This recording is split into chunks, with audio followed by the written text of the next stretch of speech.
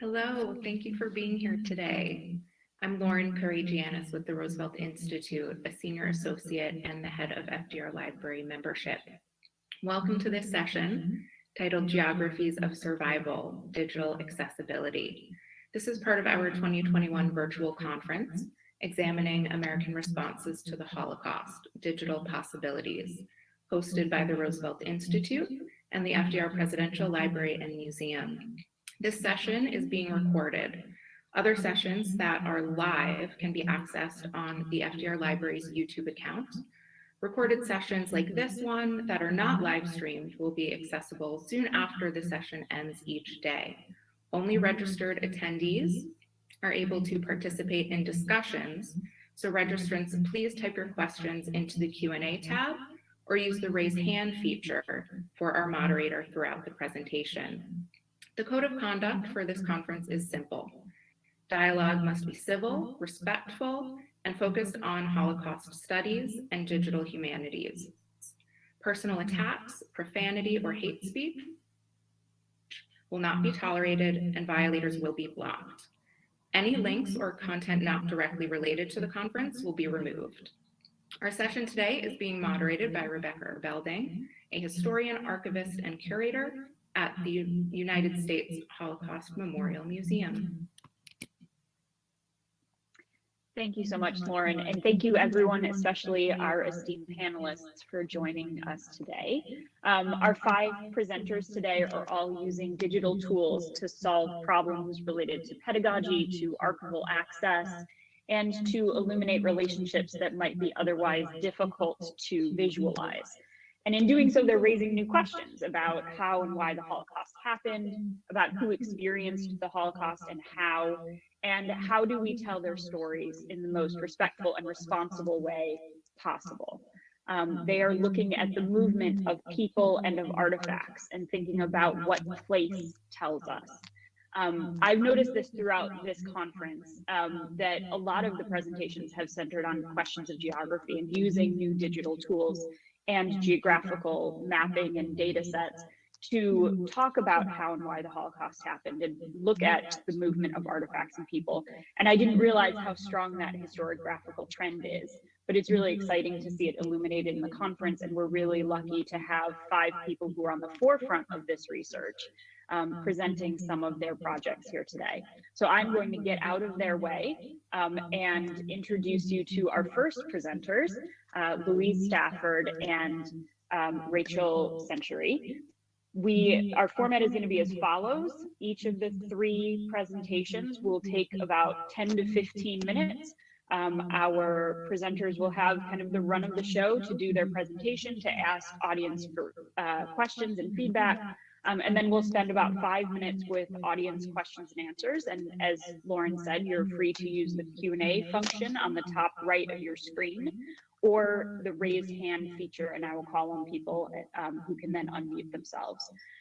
Once we go through all of the presentations, we'll have a discussion as a whole and look at any questions that you might have about the presentations or about the field or about advice you can get from these experts here. So let me start with biographies. Dean, if you can put up Rachel and Louise's PowerPoint, please. Louise Stafford is Director of Learning at the National Holocaust Center and Museum. She studied at the University of Cambridge and prior to joining the center, taught in UK secondary schools. She defines and implements the learning strategy of the center, and her research exploring Context is Key, a study on primary age children's learning with testimonies of Holocaust survivors, which she co-authored, was published in Interactions, Explorations of Good Practice in Educational Work with Video Testimonies of Victims of National Socialism. Dr. Rachel Century is Head of Research at the Holocaust Memorial Trust, overseeing the educational function, supporting key organizational activities, and developing our knowledge and expertise.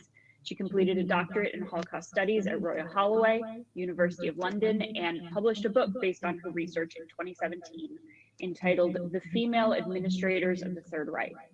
She is also an educator for March of the Living UK and has an MA in Holocaust Studies from the University College London and is a fellow of the Imperial War Museum in Holocaust Education. So 2 experts here, and I will turn it over to them. Thank you very much, Becky. Thank you. Dean, please could we have the next slide? Just to share a little bit about our 2 organisations. So the National Holocaust Centre and Museum, obviously located in the UK. I'm joining you from Nottinghamshire, so we're pretty much in the middle of England in our afternoon and your morning, so good morning. And you may or may not know that the centre was established as a memorial, a museum and a place for education by 2 brothers, the Smith brothers, and their family, their parents, Marina and Eddie Smith. And they were a non-Jewish family who, after spending time at Yad Vashem, the 2 brothers felt really strongly that there was not enough opportunity in England for the members of the general public and particularly students to find out more about the history of the Holocaust and its importance, its relevance in terms of the questions that it raises for today. So they turned over actually what was their family home, a farmhouse in rural Nottinghamshire, and over time began to establish really strong relationships and with survivors of the Holocaust and begin to tell their stories. And we're now an accredited museum. And next slide, thanks, Dean. We have 2 permanent exhibitions, and those 2 exhibitions share primarily with students, but also with members of the public, the history and challenges raised by the Holocaust. We welcome about 20,000 students to the museum every year in a non-COVID year, and thankfully starting to get back to normal in terms of welcoming those students on site, but also about 10,000 students that we engage with in the classroom. And that strong schools base is something that is really important to us and where a lot of our expertise lies. And next slide, thanks, Dean. Over the last couple of years, something that we've been really focused on is looking at those questions of innovation and creativity, particularly within the digital realm. So we're really conscious that our primary school-focused exhibition, the Journey exhibition, is one of a kind in the UK, and we have lots of people who talk to us about the effectiveness of that exhibition. So we worked carefully over a long period of time to create an app version based on the pedagogy of our immersive exhibition, in which students can explore virtual environments. There's a real amount of interactivity to that digital experience. Next slide, thank you, Dean. And also the Forever project is another area in which we've been looking at the possibility of technology in helping us in our work. And as all organisations in the field of Holocaust education, we are looking really closely at that question of the field of Holocaust education when we no longer have survivors with us to share their testimony in first person, and those dialogues that take place between students and the living witnesses of the Holocaust. And we have been, again, over the last 6 or 7 years, working to develop and to pilot the Forever project, in which we have at the moment 10 survivors who have recorded their testimony with us and answers to around 1,000 questions that students are then able to ask and have answered digitally in dialogue. And we're just starting now to explore what that means for us in terms of pedagogy and that those future questions posed, particularly as we're starting to work with online versions of that resource. And finally, thank you, Dean. We also, thankfully, just before COVID, were able to start to share with members of the public the Eyes Witness touring exhibition. examining the predominance of perpetrator taken photography. And for that, for the first time, we utilised VR technology to enable the visitor to, within a photograph, be able to move and see the photographer and to question that idea of who takes photographs and for what purpose. So I think those questions of innovation, creativity, and what that means within the field of Holocaust education. And like Becky said in the introduction, the importance of respectful and responsible approaches to that is something that's really central to us in terms of the questions raised. If we can move on to the next slide, thank you, Dean. I'm going to hand over to Rachel. Thank you, Louise, and thank you everybody for inviting us to present today and for joining us. So I work for the Holocaust Memorial Day Trust, also based in the UK, so also good afternoon from me. And I thought I'd just tell you a little bit about what is Holocaust Memorial Day.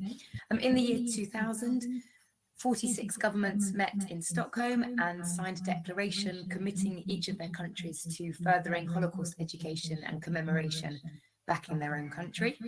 In the UK, it was decided that would take the form of Holocaust Memorial Day.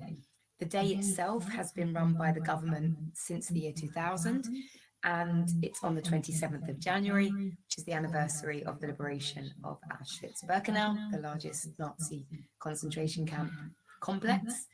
And after 5 years, the Home Office decided that they couldn't run it anymore, and they set up the Holocaust Memorial Day Trust, who I work for, and we've been running it ever since.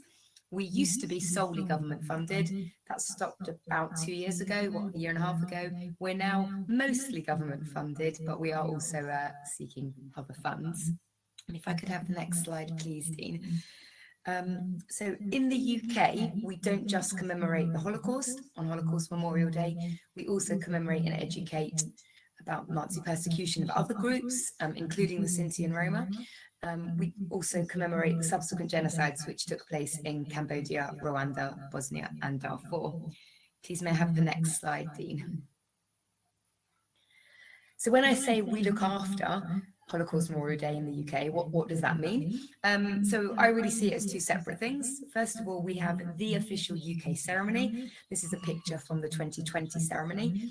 It used to be invitation only for politicians, parliamentarians, dignitaries, ambassadors, and I like to think most importantly, survivors. It was a very big ceremony where we commemorated the genocides I mentioned earlier. Due to COVID, last year we were unable to have the ceremony in the same format. So we actually did an online ceremony. We pre-recorded segments, filmed it, and put it on our website and made it available to all. And I think there was actually something quite nice about that it was very accessible. It wasn't only invitation people that attended. We had tens of thousands of people join us from around the world. And indeed, if any of you are interested, please join us for the 2022 ceremony, January 27th. I think it's going to be 7 p.m. UK time. And the UK ceremony is quite a big focus for us. If I could have the next slide, please. The other main focus for us is local activities. As well as the ceremony, we encourage people all around the country to put on their own event for the Holocaust Memorial Day. We want everybody to be marking the day, whether they're a school, a library, a prison, a cinema, a museum, the list goes on. And we provide materials, resources, and ideas for how you can mark it. This particular photo is of a school group who all did handprints in the shape of a flame, our logo. And for me, there's something really beautiful about groups coming together to commemorate, to educate. Every year, the number of local activities goes up, which is just brilliant. I think in 2020, there were 17,000 local activities around the whole of the UK. Just to put that in context, about 8 years ago, my first Holocaust Memorial Day, there were 2,400. So we've seen an incredible growth, obviously last year because of COVID, not so many activities. And please, may I have the next slide? And I'm going to hand back to Louise, I think. Thanks, Rachel. So hopefully that just gives you a bit of a sense of our two organisations, and I think that's really important because the starting point of this project actually was partnership, and the fact that HMDT and NHCM really wanted the opportunity to do something together. Rachel and I have known each other for a long time, but the opportunity to work formally together on a project has been fantastic. And we wanted to bring something of the uniqueness and the strengths of the two organisations to the project. So I think for NHCM, it was the opportunity to share with another organisation our collections and our artefacts, and the relationship that I mentioned earlier that has been developed since 1995 with the Smith brothers through the organisation, and the trust that is given to us in caring for and sharing the stories of those artefacts is a really important starting point. And we were really excited to have the opportunity to work with HMDT, and just that diversity of audience that Rachel spoke about, and the fact that just on the ground there were so many people wanting to mark Holocaust Memorial Day in different ways within their communities, and for us to reach a far more diverse audience and to work with those local advocates. So that was the starting point in terms of the project. Next slide, thank you, Dean. And I should add, from my part, one of the reasons I'm so excited about this project is because, as you would have all seen from the slides Louise presented, the National Holocaust Centre Museum have come up with some amazing, creative, digital resources, and I hope that everyone on this that's watching us now gets the chance to experience them, because I've been blown away by them, and it really makes me very excited to be working with Louise and her team on this project, which we're going to present to you now. Because I'm excited to see what we come up with. So when we started this project, we wanted to sort of bring together those 2 points, as Louise mentioned, and think about, well, lots of different things, but also the other point that Louise mentioned earlier, about a time when survivors might not be with us anymore. And so we sort of struck on the idea about using artifacts as a starting point to tell stories.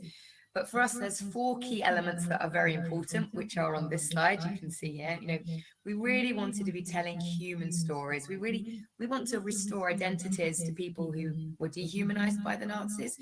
And we want to also make it relevant and accessible, by telling stories of ordinary people, ordinary like you and me. And I think by using artifacts, one of the artifacts that we talked about early on stages was a sledge.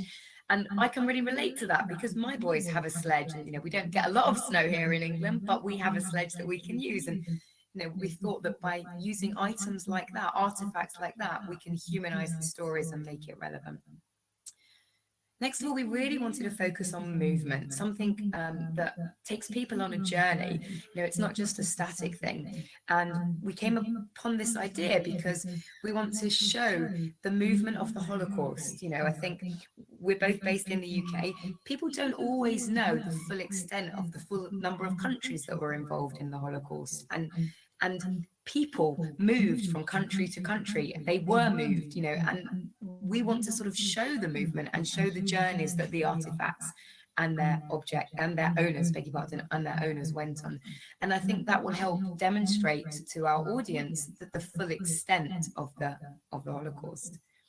As I mentioned, very excited to share artifacts. Louise and her museum have got an amazing collection of artifacts based in Nottinghamshire. And we hope that by putting some of those artifacts on our new platform, on our website, that will make them be able to be more accessible, to go further. Unfortunately, not everybody can go to the museum, something that was exasperated with COVID. But I think it's incredible, 20,000 students a year. But what about the rest of the country? And indeed the world? We'd love more people to see these incredible artifacts. And alongside that, the testimony as well. It's very important. This is not just artifacts, it's the human testimony, the stories around it. And I think the final point is we want it to be interactive. We want people to engage with it and to be able to, I want to say touch it, but that's not the right word, but be involved in the project. And that for us is really important. Please, may I have the next slide, Dean?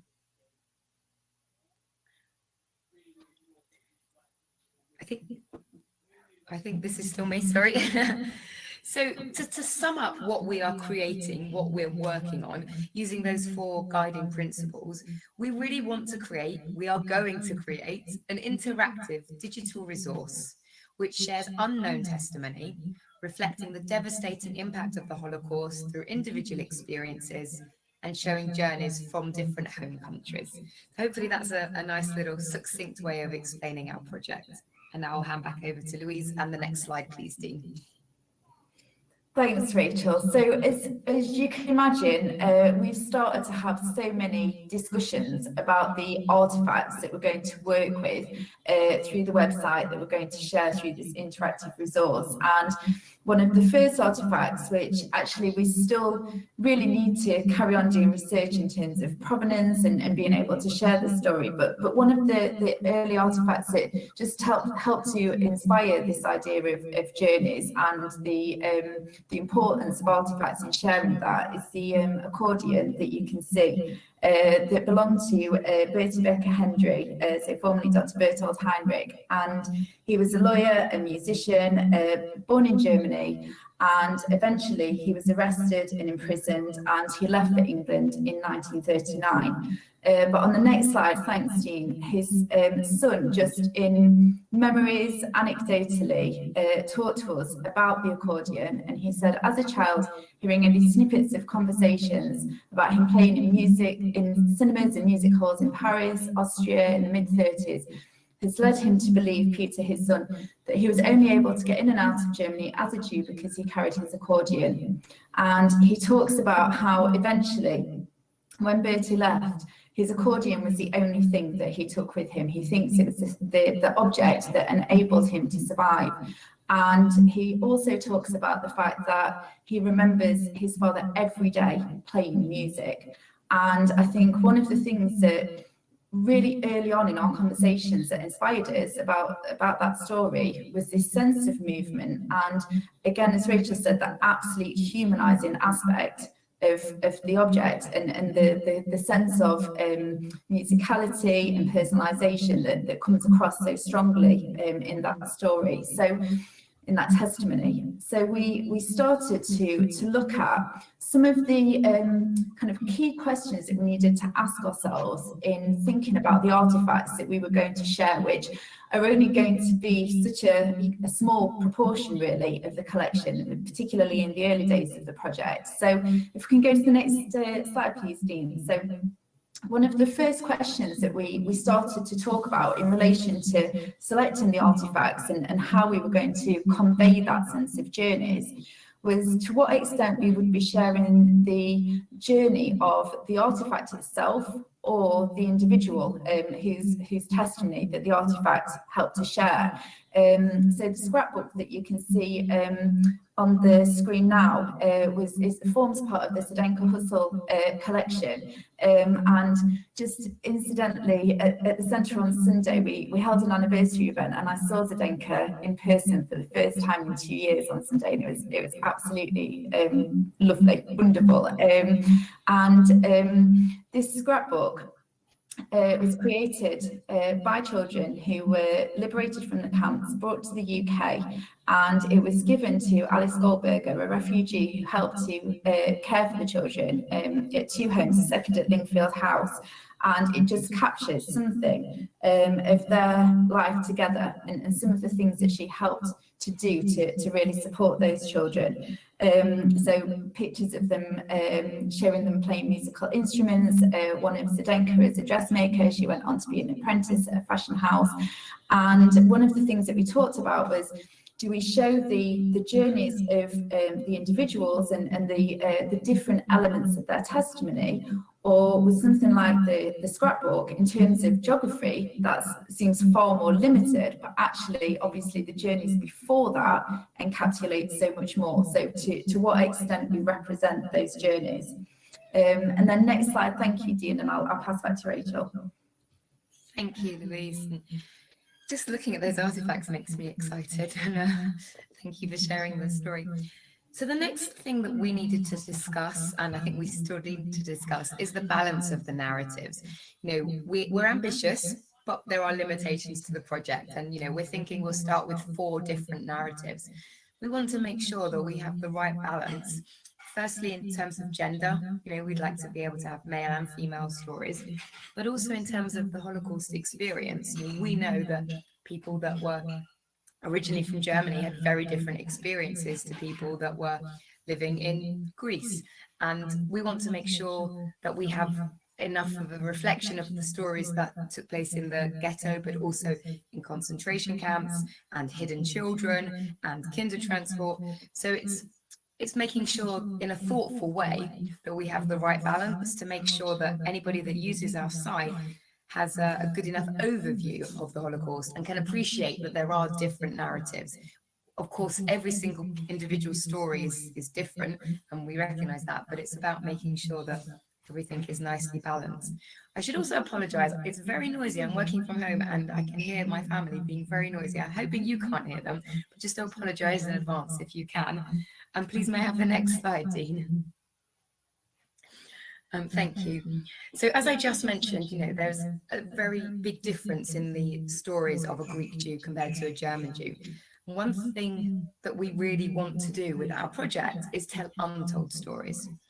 And in the UK, the kinder transport story, the story of the 10,000 children that came over on the kinder transport just prior to war breaking out, is very well known. It's very much in the British narrative because people like to recognize that we did something good. We helped rescue 10,000 children. But the story of the Greek Jews and what happened to them is very undertold. It's an untold story. And so we're actually also partnering with the Jewish Museum in Greece. They are going to provide us with one of our artifacts for the project. And we hope that by doing that, the story of Greek Jews and what they experienced will be brought to British audiences. And completely vice versa, we hope that the kinder transport story will be shared in Greece with the Greek museum's audiences. They're going to be working with schools and other museums and things like that. And so this is a way that we can share untold stories and work together to try and increase everybody's knowledge and awareness. And I'm going to pass back to Louise, I think, for the very last point before we stop talking. Thank you very much. And actually, Rachel and I had both a question to share with the audience and we're hoping to take your questions. But Becky, I'm conscious, I don't know if we've probably used up our time. So I'm going to pass back to you just to let you get to moderate us and let us know. Thank you.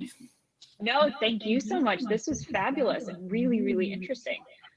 We have one question in the chat, but I also invite attendees to put more in or to use the hand raise function if you have a question that you'd like to ask out loud. The question in the chat is Eric Hirsch part of the Forever Project? I think that's a question for you, Louise. No, Eric Hirsch isn't part of the Forever Project, but I'd be really interested just to know a little bit more. And I'm not sure who asked the question, but yeah, thank you. Oh, did you say Eric Hirsch? Eric Hirsch, Hirsch, Becky. Yes. So apologies, I thought it was Eric then. So yes, Eric Hirsch is part of the Forever Project. Yes, yes. Okay, sorry, it was my accent. Yeah. Oh no, sorry. And to be honest, it's difficult to hear over the kind of the virtual as well. But yes, Eric is part of the Forever Project, and again, Eric and his wife were able to join us on Sunday when we all came back to the centre on Sunday. And again, it was the first time I've seen Eric since lockdown began, and it was just absolutely wonderful to see him. He looked really well, and we were actually starting a project with 3,000 secondary students this academic year, which is going to be making use of the online version of Eric's Forever Testimony. So that's something that we're really pleased about as well. That's fabulous. Okay, here's another one that has just come in. Rob Hadley asks, what technical requirements are needed on the distant end to use this tool? How do we address the digital divide considering what we just went through? And I think that will end up being a question for both of you, but Louise, certainly the projects that you mentioned, the digital divide is obviously a massive consideration.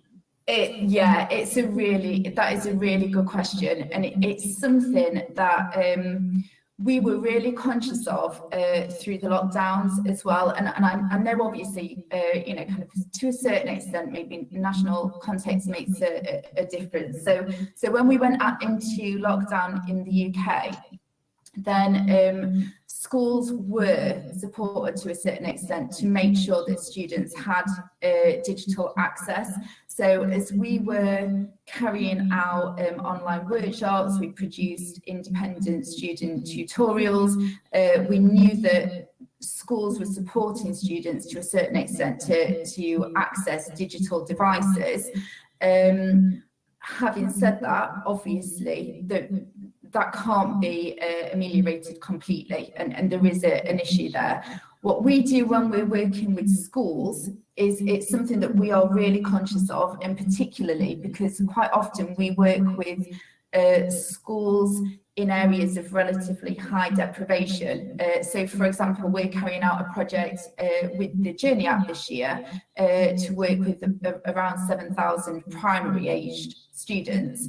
And what we're making sure is that the digital access is in no way a barrier to engaging with that project. So whether it's us sharing iPads in the classroom, or whether it's through the way that the educator engages with the students online and shares the content that way, it's something that we're really conscious of, because I think obviously we've got a responsibility to do that and to support that as far as we possibly can.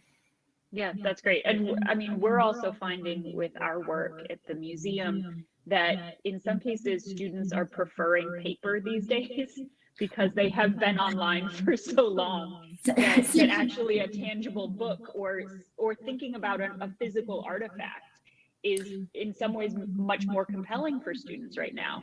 And so I'm excited about your new project. What we found at the museum, so we really quickly, you know, went online, obviously, as we went down into lockdown. And one of the things that we found, again, with the survivors that we work with, is that they went really quickly. Not all of them, you know, some people weren't able to, but many of them went onto Zoom and Teams. And within, you know, 6 weeks, we were holding webinars with students where survivors were sharing their testimony virtually. So that's incredible. But as the students have started to come back to the museum, I think that sense A of tangibility and B discussion in person, you realise it isn't replaceable. And I think that we've got to be really honest when we look at digital methodologies. What they do is enable reach, and they start a conversation and they start a discussion. They're not the replacement then for the conversations that take place face to face. I don't know what you think, Rachel. No, I agree with everything you say, Louise. I think obviously for HMDT, it's a bit different because we don't go into schools. We provide materials for schools to teach about the Holocaust themselves. But obviously, we're very aware that a lot of schools don't have the resources either to go to your museum or to, you know, or to get a speaker in and things like that. So it's something that we're very aware of. I have seen another question come up in the chat, so I don't know if we should take that as well. I have two, but I'm also very aware of the time, and I want to make sure we have a little bit of time, even just 5-10 minutes at the end for kind of overall Q&A. And so you can either address that by typing it out, and I also encourage all the participants, all of the panelists, to put links in the chat. I think we are allowed to use and able to use the chat, and so if you have links to projects that you want people to look at or articles that you've written that kind of expand on what you're talking about, please feel free to use the chat to help people explore further. So we're going to move to Claire now. Claire Aubin is a historian and PhD candidate in religious studies at the University of Edinburgh. Her doctoral research examines the experiences of Holocaust perpetrators as immigrants to the United States in the post-war period. So we're now moving post-Holocaust and also looking at perpetrators instead of survivors. She is also a founding co-convener of the Emotionally Demanding Histories group, which I am interested to learn more about after this program. So take it away, Claire. Thank you so much for that. You can hear me? Just want to make sure. Yep. Okay, great. So yeah, good morning to you all and good afternoon from Scotland. another person in the UK presenting here, and thank you to everybody who's come along.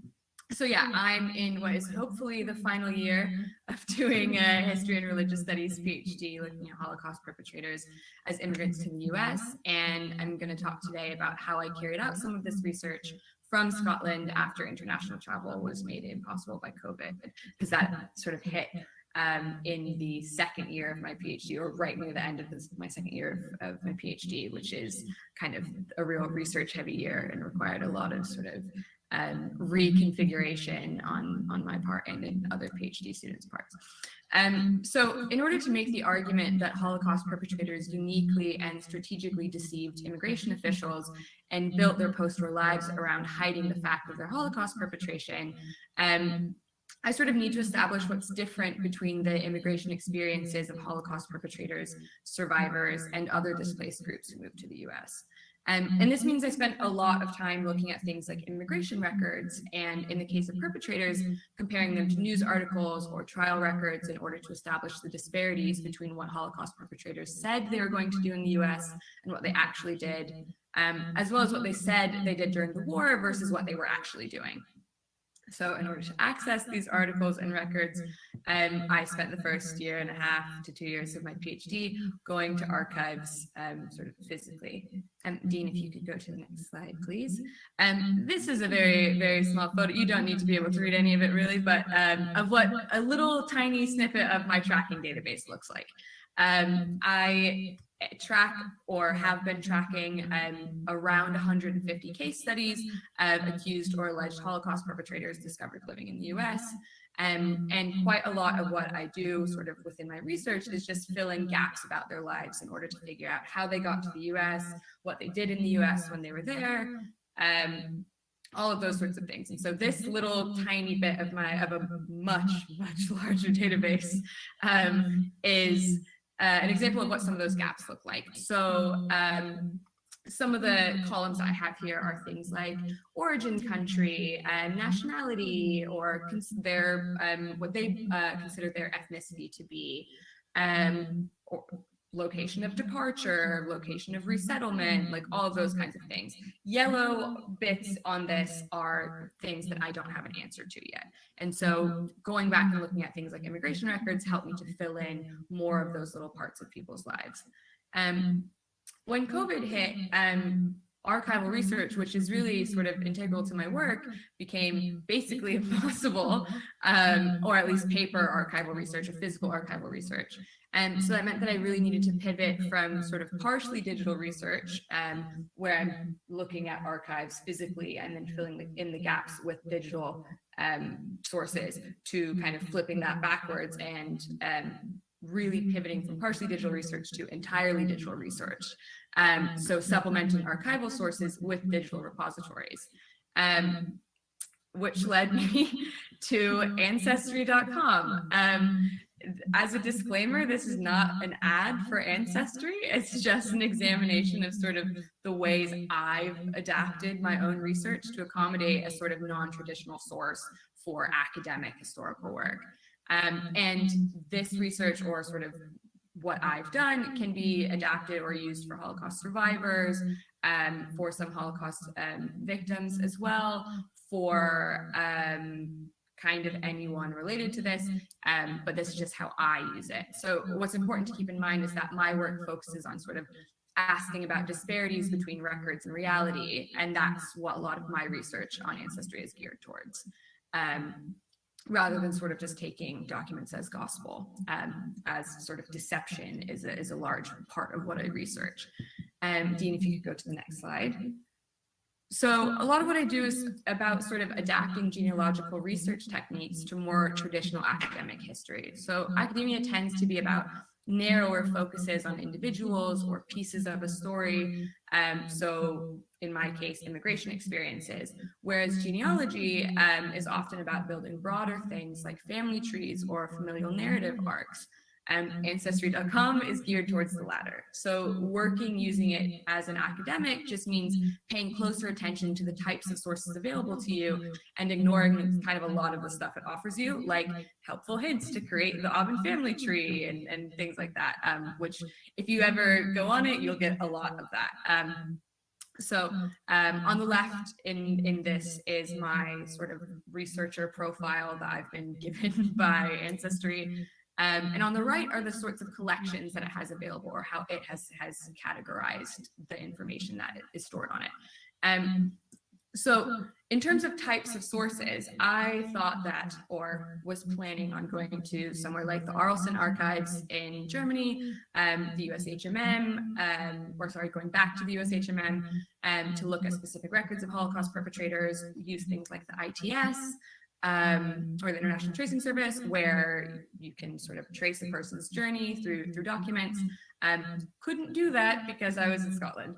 So it turns out, and this I think is particularly obviously useful for researchers of the Holocaust, quite a large amount of Arlsen archives are available on Ancestry.com. I'm not sure why that is, but it's very helpful if you need to research. And so that is quite a lot of what I look at, is using the Arlsen records that are available on Ancestry. There are real benefits and challenges to this. And in terms of challenges, what's important to think about is what gets left out in Ancestry. It's not like it is this perfect database of every record. It's not like all of Arlsen's records are available on Ancestry, but quite a lot of very useful ones are. It doesn't have everything, just things that are useful for genealogical research. So it really has to be supplemented with other archival work. Another important thing to think about is languages. So the majority of sources on Ancestry are in English. And it's important to remember the whole sort of absence of evidence is not evidence of absence adage here. Just because something isn't on Ancestry doesn't mean that it doesn't exist. It means, in my experience, either it's not available from an archive, it hasn't been digitized yet, or it's not in English, and so Ancestry has decided it's not appropriate for their site. So that is something that I personally always have to sort of keep in mind when I'm wondering if a document exists or not. Another thing is that you don't have access to someone like an archivist. You can't just you could contact customer support or a genealogist that's on Ancestry, but it's not like being in an archive and being able to speak to someone who knows so much about a specific collection that you're looking at, which can be really hard if you're trying to sort of parse out a document or a specific record or whatever it is. If you could go to the next slide, Dean. Another sort of interesting feature of Ancestry is the way that the method they've come up with for storing your sources, which is your shoebox. So even the sort of language of Ancestry is for genealogy. It's not for academic history. It's like they really envision this as being like a shoebox full of documents you've collected with photos of your, grandparents and put in your closet or under your bed or whatever. And that's sort of what historical research looks like on here. So there's no real organization to it either. It literally just saves them in the order that you save them. You can't alphabetize them. You can't organize any of these files in any way. You are able to download and print them, but if you do that, you run into another issue, which is that if you download and print them or download them or whatever it is, they don't come with any citations. So, and the citations that they do have, which is on the left here, aren't real citations. They sort of say where the record is from, not its record number or collection or any of the things you would kind of expect for a proper archival footnote or citation. And if you can, I know it's quite small in this, but on the left it says even Arlsen is spelled wrong twice in the source citation that they have on there. So it's not like it's not the best. I'm not saying Ancestry is the best option, but it is a viable option if you need to research something from another country and don't have access to it. So, overall, it is useful when it's approached cautiously and sort of in conjunction with other archival sources. If you could go to the next slide, please.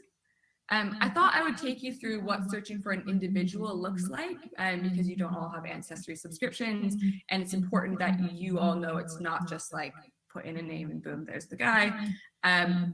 So the alleged perpetrator I am looking at for the purposes of this is a man named Michael Kotkotz, who was found or accused of being a perpetrator and was found living in Minneapolis. And he was accused in 2013 of being a commander in a Ukrainian auxiliary police battalion and of having committed several war crimes, as well as potentially being a member of the Waffen-SS during the final few months of the war.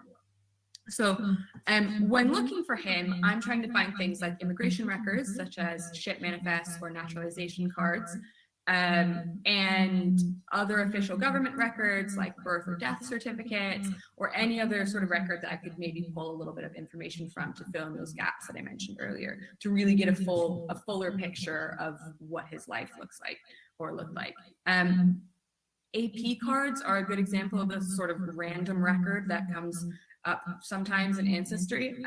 So the Associated Press keeps or kept name-based record databases on cards, and these have all been scanned and put into Ancestry, which is really interesting if you want to find out exactly when someone starts showing up in the news, exactly when they're accused, what their sort of the paths of their trials or anything like that go. So Ancestry has a lot of very unexpected databases, and you don't really know until you start searching for people on them, because they're not organized a lot of the time, I think, in any real logical way or useful way for an academic historian. So in order to find his immigration records, this is the path that I would follow through Ancestry. So first, on the left, you can see I put in his name, Michael Kotkotz. And what's important about this is I put in Michael because that's how he's identified, but it'll get refined a little bit in sort of the next slide, but still on here. Then the place that they might have lived. Everything is framed in this language of ancestry, so place your ancestor might have lived. The assumption is that you're using this to create a family tree or to learn more about a family member. I know that he lived in Minnesota. I've skipped the bit about race and nationality because particularly when you're looking at Eastern European perpetrators or survivors or whoever, there is often a disparity between what they see their nationality as and what country they were born in, or what they see their ethnicity as and what country they were born in. And this leads to a lot of confusion in things like immigration records, because depending on who they spoke to on a given day, who was typing up their immigration record, that person might put them as Polish or as Ukrainian, but that might not necessarily be how they see themselves. So we leave that blank for now. And that takes us, I've also said all collections in my collection focus, and that takes us to the graphic on the right, which is about 200 records. Clearly, this person does not have 200 immigration records. The whole point is that he moved to the US in a way that was fairly deceptive or sort of under the radar. So the likelihood of there being any particularly interesting records or him raising enough alarm bells for there to be 200 records of him is absolutely impossible. So I know that I need to refine it more. And a lot of Ancestry, compared to how I've experienced a lot of archives, a lot of Ancestry is just casting the widest possible net and then narrowing it down once you see what they have that could maybe fit the criteria that you're looking for. So Dean, if you could go to the next slide, please. So what I've done after that is I've firstly filtered his name. And that's, I think, quite a big thing in this, because particularly when you're looking at Eastern European, or actually any Holocaust survivors or perpetrators, oftentimes their names, even on official immigration documents, are transliterated into English, or they're given just whatever the English version of their name is. So Michael Kotkotz, his Ukrainian name is Mikhaila, and so that is changed into Michael, or is very directly transliterated into Michael. And so there's a very high likelihood that anybody who has a name that has an analogous English name, they'll just be put down as that in their immigration records. So that's very, very common. So I haven't limited it all the way to exact, but I've put it far more closely to exact. So it's not going to give me people whose names are vaguely like Michael. Same with Kotkotz, he goes by that for his entire life, and I know that, so I put that also closer to the sort of exact end of the scale. And this takes me down to about 20 records. That is a much more reasonable number, and one that I can really work with. So On the right, you can see the start of a list. He's also on someone's family tree, apparently, which is also kind of weird that you can see everyone else's family trees that they've made. But it's, I guess, part of the thing in Ancestry. But on the photo on the right, you can see the start of the list of records that are available for him. There doesn't seem to be any real logical way that they're sorted other than they match the most criteria, potentially. But other than that, you kind of just have to trawl through them and see if you can find anything. So Dean, if you could go to the next slide. So this is the first record on the list, and I think it's good to have to look at sort of what is available. So on this record, I've put a little arrow so you can see where he is, particularly on here. But we have him and his two sons, and I know that they're his two sons, the two people listed after him, because their occupations are listed as son and child. Because I guess that's how they're viewed as employed by immigration officials. And so so it says his name, lots of sort of little abbreviations for things that become more clear when you look at lots of immigration records. Birthday, his gender, he's listed both as Ukrainian and as Polish on this, which is interesting, and that goes back to the sort of issue of race and nationality in searches. It says where he's planning on resettling, as well as where he's been living in the period since the war. So Dean, if you could go to the next slide. Ancestry offers these interesting sort of like pure data versions of their records that come along with each record. So you can either view the physical file itself, or you can just choose to believe that whatever the data version is accurate. And what's interesting about this one is there is a bit that isn't accurate. So they say that his resettlement camp is Augsburg, Germany, and actuality on the record, it says it's Nyon, I think, or Nyon. So that shows that whoever was typing this up just said, well, most people on this list are living in Augsburg, so he's living in Augsburg. So it's always good to be able to look at the actual physical file as well. But from this, I can get a lot of information just from one record. So things like his family life, I know he has two sons. I know he's widowed because it says that on the record. His nationality versus ethnicity, what he claims his occupation is, which is a carpenter. If you look at most Holocaust perpetrators who immigrate to the US, they say that they are some sort of farmer or laborer or tradesman, like a carpenter, and then within a year or two they have found employment that is absolutely nothing related to what they've said they were going to come to the US to do, because those things allowed them to have higher quota preferences in getting visas to enter the US. You know, his post-war living situation, so where he's living after the war.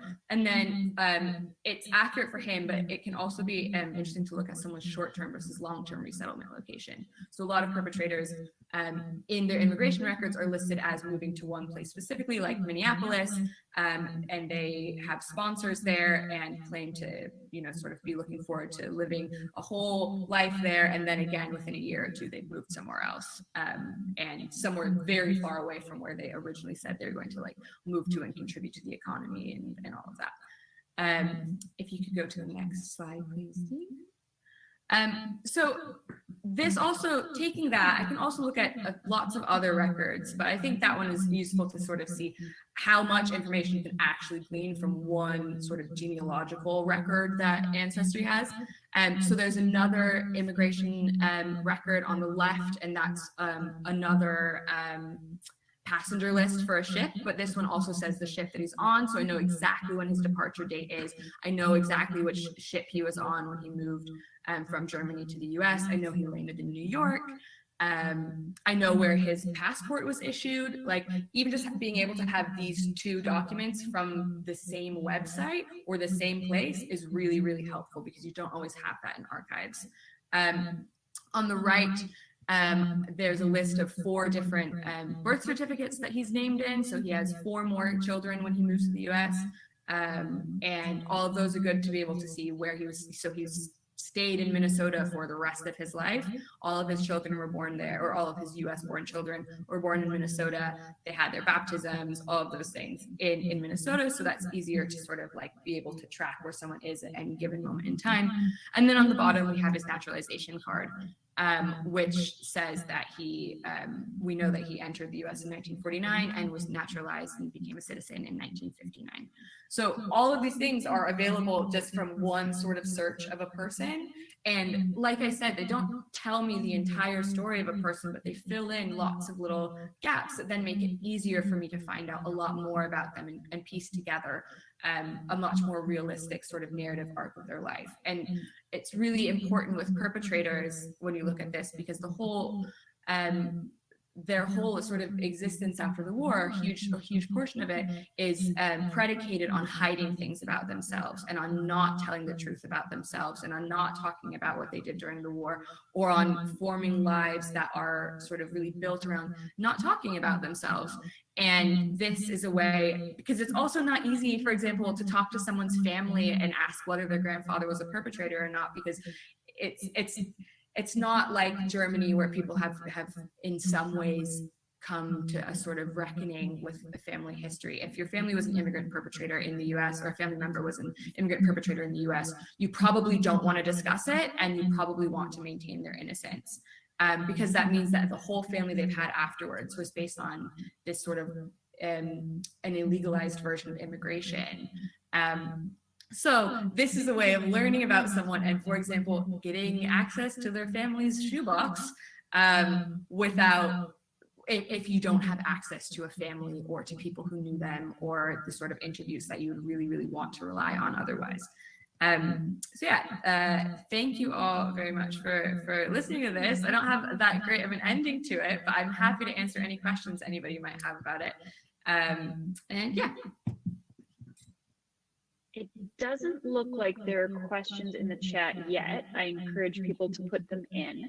I think, looking at the time, we're going to move on to Beth and Laura. I have some questions for you at the end if there's time for it, and if other people don't pose their own. But let's move on. So Beth Doten is a PhD candidate at the University of Nebraska-Lincoln. Her research looks at how critical inquiry and methodologies can be effective in the continued relevance of Holocaust studies and memory through the lens of digital humanities.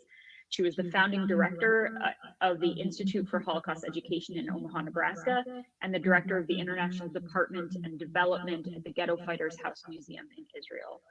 Laura Weekly, who is also joining us, is the metadata encoding specialist at the University of Nebraska Center for Digital Research in the Humanities. Her expertise is in encoding literary and historic documents according to the Text Encoding Initiative guidelines. And in addition to the Nebraska Holocaust Survivors and Veterans Portal, she is currently engaged in a research project on the use of habeas corpus in the American West, and another project on the African-American writer Charles W. Chestnut. So I shall turn it over now to Beth and to Laura. Thanks. Great. Laura and I are really happy to be part of this panel and the thought-provoking conference, and to learn about the breadth of the work happening in Holocaust memory and digital methods in general. Our project is a result of my many years working in Holocaust education, but also with the survivor and liberator or camp liberator community in Nebraska and elsewhere. Our intent is for this prototype site, at the moment it's prototype, to be an archival portal and educational website that will utilize DH tools and to learn about the survivor and liberator narratives. And we can go on to the next one, please. So we have many goals, but here are a couple of them that are important for our discussion today, and that is to provide, to create an informational hub in general that will be utilized, to share aggregated testimony, geographical resources, historical primary resources, and also harvested materials when possible, to provide educational opportunities, and also to include our student research community, volunteers in the community, and stakeholders. The next one, please.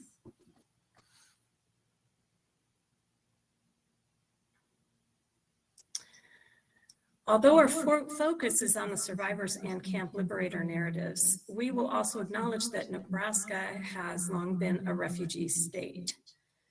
How did our state assist our survivor community?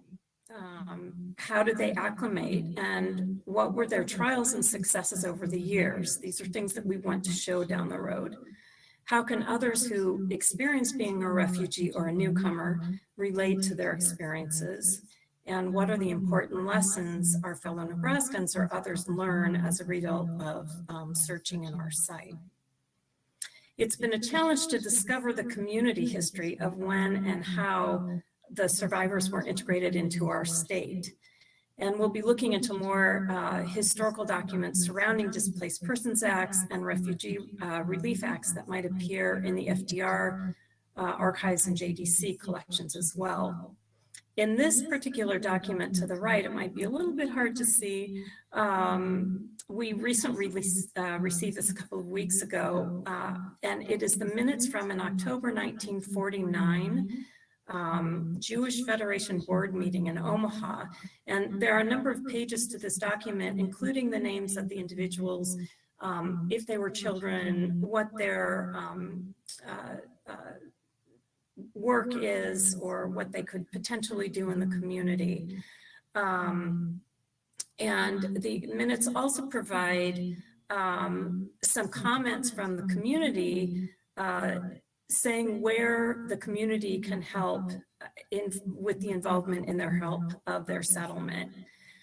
We believe the numbers of survivors who ultimately settled in the state was somewhere around 200, but some came in and some left rather quickly as well.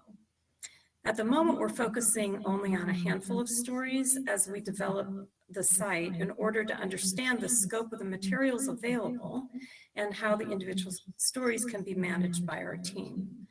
And as we progress, we will add additional stories to the portal. We also plan to work with a volunteer corps in order to collect and archive individual stories, so that will be available as we continue to develop. And it's a long and arduous process, but we believe that it will become an invaluable resource, certainly in our state and hopefully worldwide. So at this point, I'll turn it over to Laura. Next slide. So now we'd like to turn our attention to our digital methodologies and highlight 4 of the approaches we are taking. These include transcription and metadata encoding, network analysis, APIs, and mapping. Next slide, please. All of our textual materials are completely transcribed and encoding according to the Text Encoding Initiative guidelines. We are lucky in that the survivors and liberators whose stories we are starting with all have fairly legible handwriting, which makes the transcription process easier. Once transcribed, we are encoding the documents according to TEI, which is an international standard that is widely used by libraries, museums, publishers, and individual scholars to present texts online for research, teaching, and preservation. In the middle here, you will see a letter written by Clarence Williams, a combat medic who was assigned to the 122nd Medical Battalion of the Rainbow Division. Williams deployed to France in January 1945 and was present at the liberation of the Dachau concentration camp. Williams wrote to his wife Gretchen nearly every day during his deployment, and these letters have all been carefully transcribed and encoded. On the far right, you can see the TEI encoding of the body of this letter. And in the TEI header where the metadata is stored, we have regularized all of the people and geographic locations mentioned in the letter. This metadata is then used for search faceting, social networking, and mapping. We have also encoded metadata about the active communication, including the TEI's correspondence description. This recodes the sender, the recipient, the place sent from, the place sent to, the date sent, and, if known, the date received. For the photographs, such as this one of Clarence on the ship returning from Europe, all of the metadata has been encoded in a spreadsheet using the Dublin Core metadata standards. Next slide, please. What this encoding allows for is full search across the corpus, including all of the text, and all of the materials of our site at once, but more importantly, it allows for users to facet their searches for particular people, places, or topics, as you can see on the right here, which shows the 236 letters written from Clarence to his wife, Gretchen. Next, please. We utilize web ontology language and resource description framework metadata to enable our network analysis. This is an example of our OWL file, which defines relationships found in our documents. In the example here, you see we are defining family of, parent of, and child of. And then in the spreadsheet on the bottom, you can see the subject, predicate, object, and source to help us express those relationships. In the center, the photo is of Holocaust survivor B. Karp, shown here with her grandmother, Jeanette Gottlieb, in 1936.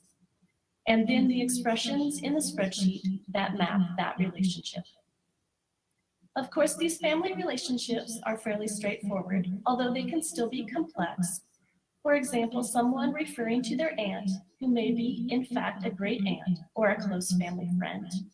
But we are also interested in more complicated relationships, such as B's relationship with the thousands of Nebraska educators and school children she spoke with over the years, and also her relationship with Vivette Samuel, who facilitated her release from GERS.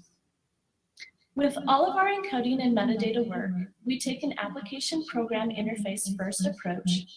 APIs allow for resources to programmatically interact with one another. This approach centers the work of making our data and metadata interoperable and reusable by others. We also hope that by using this approach, we will be able to use APIs from other sites to enable reuse of their metadata and tell the stories of our Nebraska survivors and liberators. Another way that we share our data and metadata is through the use of GitHub. All of our materials are currently in our private GitHub repository, which will go public when the site launches. We also make individual file metadata available on each page of our site by simply clicking on the source document in the metadata box. So at the bottom here, you'll see the metadata box for B's book, My Broken Doll, with a link to the source document at the bottom. And now I'll turn it back over to Beth, who will talk about our mapping. And the next slide. This is an example of the first map that we have been developing. I originally worked in ArcGIS to model this map, but we moved to Leaflet once the project took place in the Center for Digital Resource and the Humanities at the university. The object of these maps is to enhance and visualize the narrative. The artifacts and photos will, of course, provide our curated story of B. Karp's journey, as well as the others that we add as we add more stories. Creating these maps requires us to consider our ethical questions as well. How do we tell these stories and keep them true to the narrative of the individual themselves? Do we have enough information from their personal collection to be accurate? And how do we take responsibility for also representing the historical events that are connected to in an appropriate manner? And the next slide.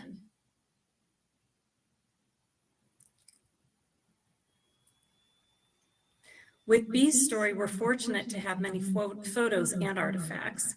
We also have access to her personal collection of letters from her years in hiding in the chateaus and convents in central France with the assistance of the OSE, the French Jewish underground. This collection was donated by B to the USHMM and fortunately is accessible online for public use. This is an example of how we can integrate materials not acquired from the survivor and liberator families themselves.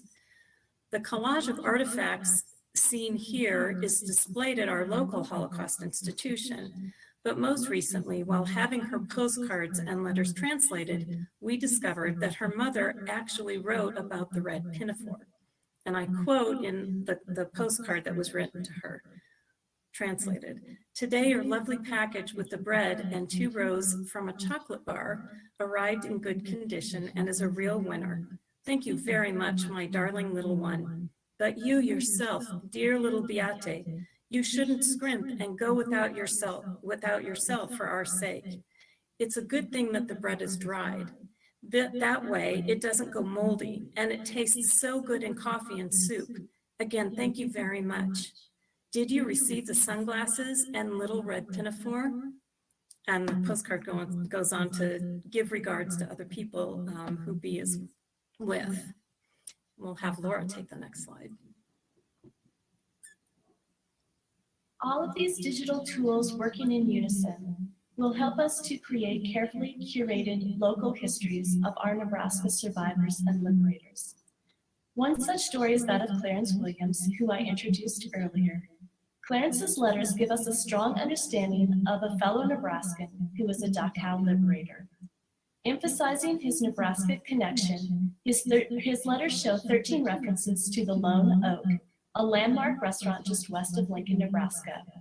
In this letter from January 14th, 1945, he says, "Boy, what I wouldn't give for one of those good old Lone Oak specials. How about you, honey?" And here's a photo of the Lone Oak along with a matchbook and an image listing those dinner specials.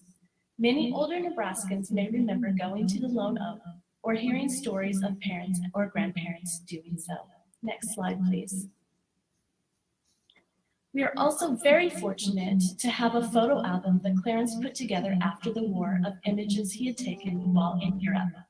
This is the briefcase where he kept the album, along with a camera similar to the one he carried in the war.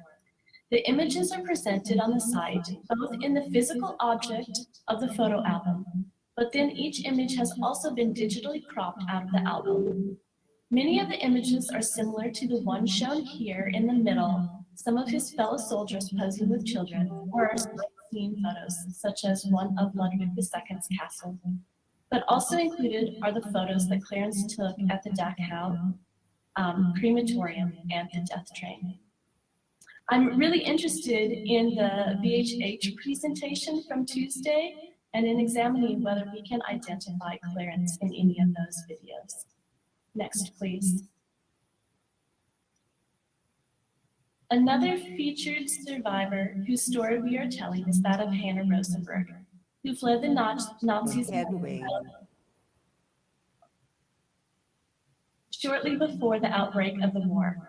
Were sent to initially to Theresienstadt in Czechoslovakia on September 2nd, 1942. On September 29th, they were sent on to Treblinka, an extermination camp in Poland, and were murdered there. Before Hedwig was deported, she gave the Persian lamb coat to a Christian neighbor for safekeeping. The neighbor buried the coat to hide it from the Nazis during World War II. After the war, she found my dad, Ludwig's address in Lincoln, and sent the coat to him. That was Hannah Rosenberg telling the story of one of the artifacts that we'll feature on our website. And with that, I'll turn it back over to Beth.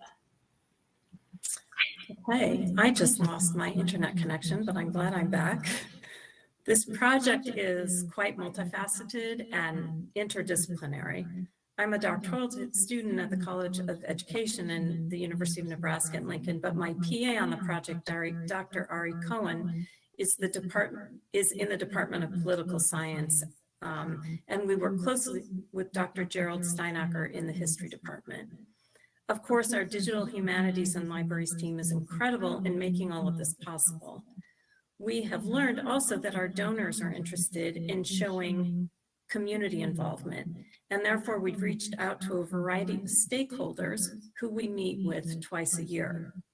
They have provided strategic and important feedback on the progress of the site, and it will become a useful tool for their constituents as we look forward to the APIs being shared and provided to them as well. In addition, we have recruited student researchers who learn new skills in transcription, coding, and even learning to read cursive. They have expressed that this project has become a highlight in their college careers. And it's always great to know that the work we do or that we request from them is also very meaningful. Next slide. So, Lauren, I want to thank you for the opportunity to show how these narratives and geographies of the survivors and camp liberators who settled in Nebraska can be a useful resource in furthering the memory of the Holocaust through imaginative and new digital tools. Thanks so much, Beth and Laura. We do have a question in the chat, which is, could you please mention the encoding system used again? Thank you. Yes, so for the majority of the documents, which are textual documents, we use the Text Encoding Initiative guidelines. And then for the physical artifacts and the photographs, we're using Dublin Core. And then for our relationship encoding, we're using OWL, which is the web ontology language. I know it's a little bit weird when the acronym doesn't reflect the order that the letters are in. And then to express those relationships, we're using the resource description framework. Okay, so if the questioner did not get that, can you please ask again? And then if they do, I will kind of ping Laura to write that out so that someone can Google it later. Happy to share Thanks, more. Laura. Yeah, we actually have had a couple of questions come in of people who would like to be in touch with one or many of you or get copies of your presentation. So I have written that all down and we'll send you those people's contact information and questions when this panel is over. So if that was your question, please know that that is going to be taken care of for you. So if anyone has any questions for any of the presenters, please feel free to raise your hand or to put a question in the chat. And if not, I'm going to ask a quick question of Claire because I want to make sure that we have time for her to address some of her research as well. And then we will have questions for everybody. So my question for you, Claire, is this might be more of a dissertation question than an ancestry question, but a lot of your work is dependent on this alleged perpetrator or accused perpetrator. And I'm wondering if any of the things you're finding have allowed you to develop theories on how people might have escaped being alleged or accused. Absolutely. So, I mean, that is a lot of what my actual sort of research is on is, so if 600,000 people came to the US, for example, after the war, and even 1/2 of 1% of them were Holocaust perpetrators, that means that there are 3,000 who came to the US if that's just like a round, if we just want like a general estimate, but there are some estimates as high as 10,000. The 150 case studies that I look at are all but 2 of the people who've been accused or sort of are seen as having been credibly accused of Holocaust perpetration.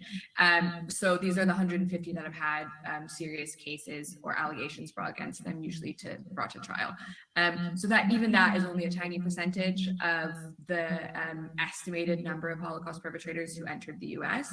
And my research shows that a lot of this it's exactly the same. It's just so happens that most of the perpetrators who've been accused or found living in the US that's only happened because, for example, after the fall of the Berlin Wall, more documents become available. And there's one perpetrator who a sunken ship was discovered, and documentation of former camp guards was in this ship, and their identification cards were there, and then we caught him from that. Like there's a lot of it is just that documents have recently been discovered or whatever, and that's how we know that they were a perpetrator. But for the most part, the real technique or strategy seems to be just kind of flying under the radar, telling kind of the right lies, living a fairly inconspicuous or mundane life, The majority of the perpetrators that we do discover were not high level. They're usually just sort of the everyday foot soldiers that end up being discovered.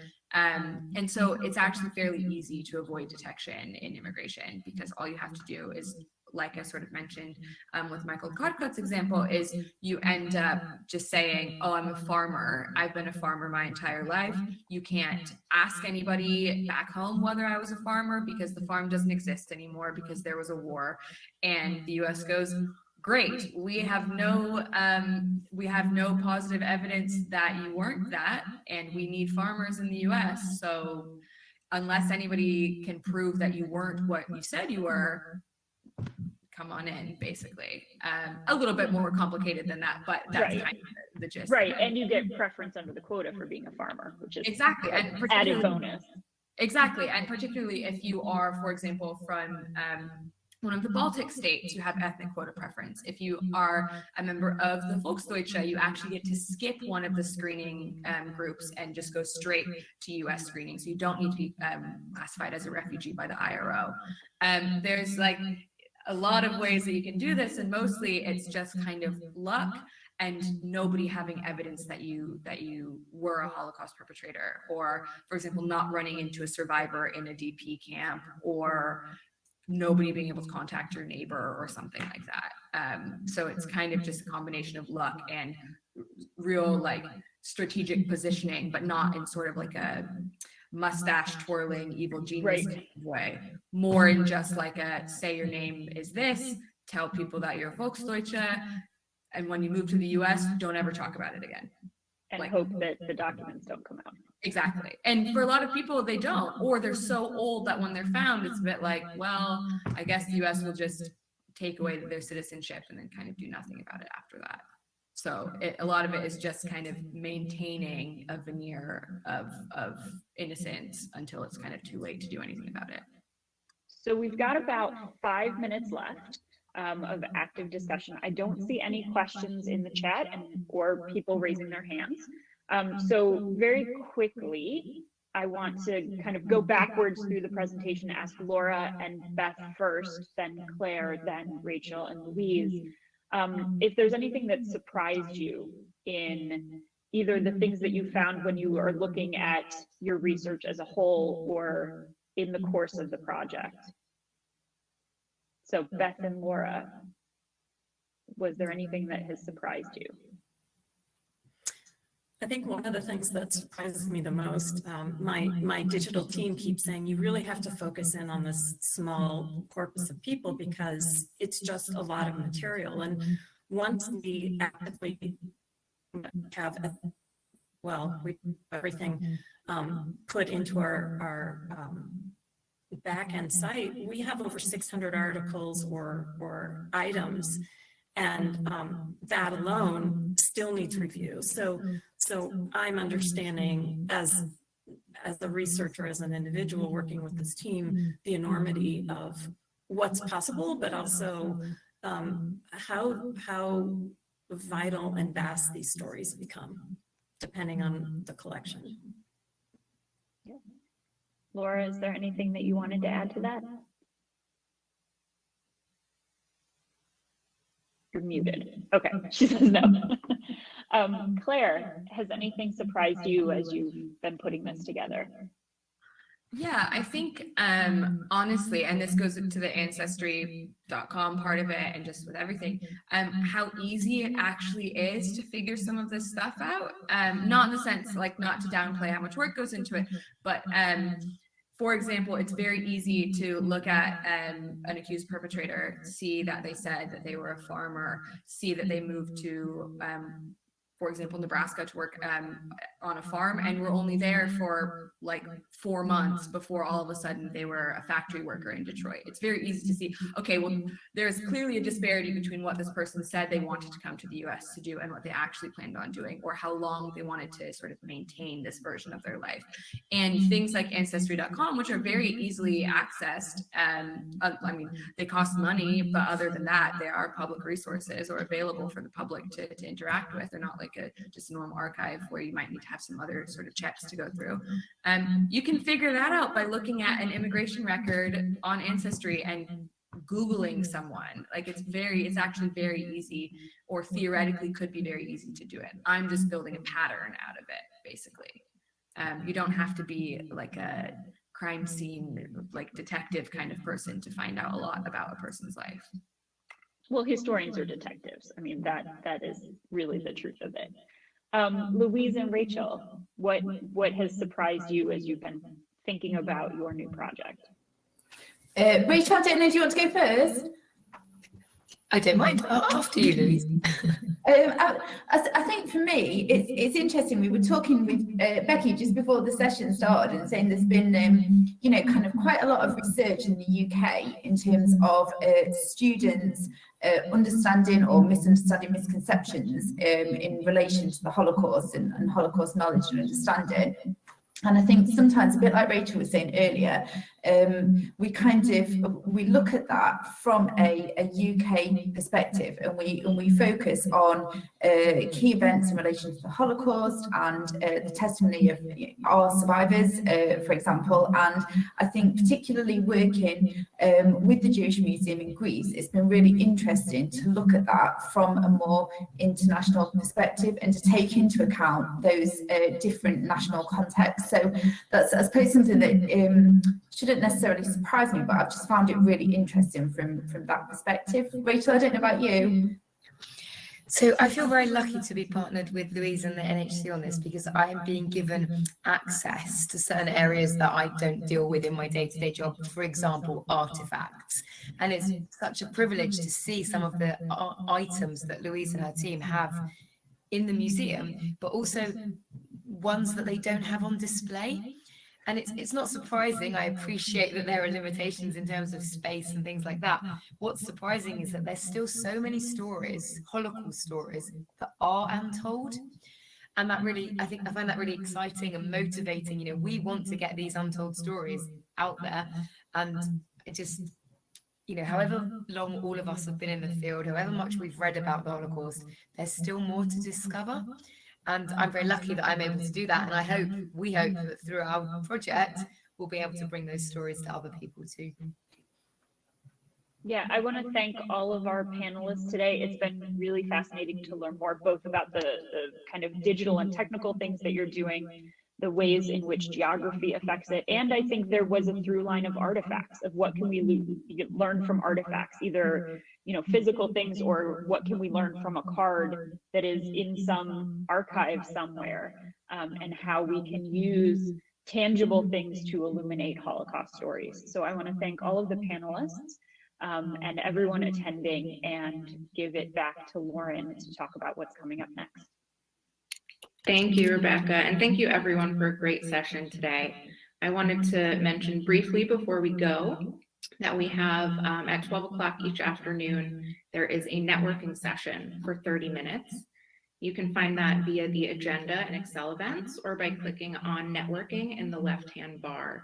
This is a great way to connect further with other conference attendees as well as speakers. Also, we hope that you will attend our afternoon session today, which is computational methods used in curating the Morgenthau diaries, and that is at 1 p.m.